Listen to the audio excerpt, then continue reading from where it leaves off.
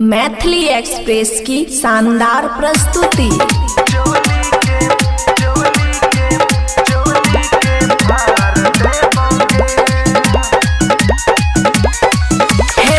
DJ वाला छौरा सुने हमार बात रे, फ्री में नचबो हमें भाई रे रात रे,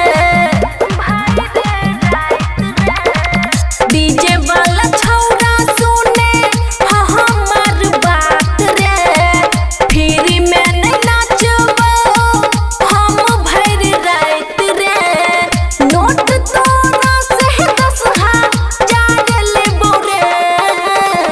सही से कमर नहीं हिलाई बहिता, चोली के फार देबोगे गे छौरी।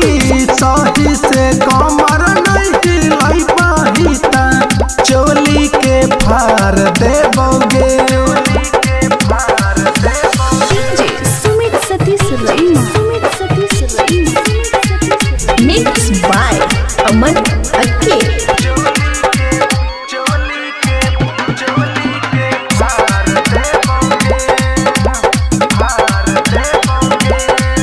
खुशी रिकॉर्डिंग स्टूडियो बलुआहा रे।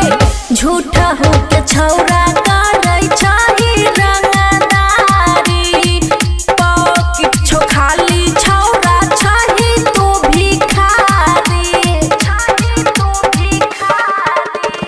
बुझले गे छौरी हमारा तू ऐसा वैसा, बोरा में बांध के देब तोरा पैसा।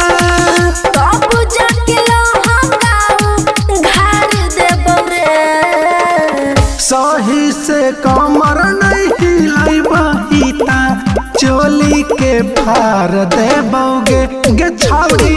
सही से कमर नहीं हिलाई बहिता, लहंगा ला साइर देबोगे। डीजे सुमित सतीश रईमा,